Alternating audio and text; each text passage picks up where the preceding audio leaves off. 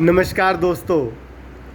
हमारी ये धरती स्वर्ग से भी सुंदर थी, स्वर्ग से भी सुंदर है और स्वर्ग से भी सुंदर रहेगी। इसकी सुंदरता को कोई भी कम नहीं कर सकता।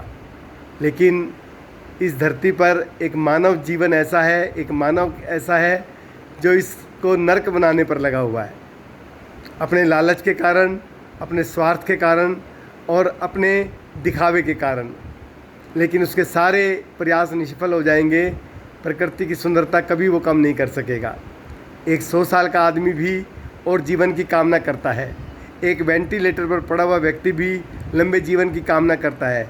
तो बताइए, जब एक आदमी 100 साल का होकर भी और जीना चाहता है तो ये नरक कैसे हो सकती है पृथ्वी। तो अगर हम इसकी सुंदरता को बनाए रखना चाहते हैं, मैं जानता हूँ कि हम अपने स्वार्थ को नहीं त्याग सकते, मैं जानता हूँ हम अपने लालच को भी कम नहीं कर सकते। लेकिन अगर हम चाहते हैं ये धरती स्वर्ग बन जाए तो अपने दिखावे को कम कर सकते हैं, अपने दिखावे के आडंबर को ख़त्म कर सकते हैं। अगर इस धरती से आडंबर और दिखावा ही ख़त्म हो गया तो इस धरती को स्वर्ग बनने पर देर नहीं लगेगी, इस धरती को स्वर्ग कहलाने में देर नहीं लगेगी। आपने देखा होगा इसका एक जीता जागता उदाहरण, कोरोना काल के अंदर 2 साल तक जब लोगों का स्वार्थ भी जीवित था, लोगों की इच्छाएं भी जीवित थी, लोगों का लालच भी काम कर रहा था, लेकिन एक चीज़ जो काम नहीं कर रही थी वो था दिखावा।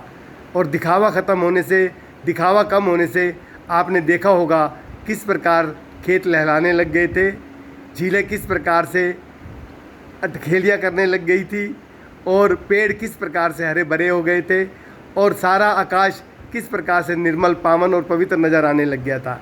तो अगर आप चाहते हो कि ये धरती स्वर्ग बने तो आपको लालच करते हुए, स्वार्थ को जीवन में धारण करते हुए दिखावे को त्यागना पड़ेगा, तभी ये संभव है।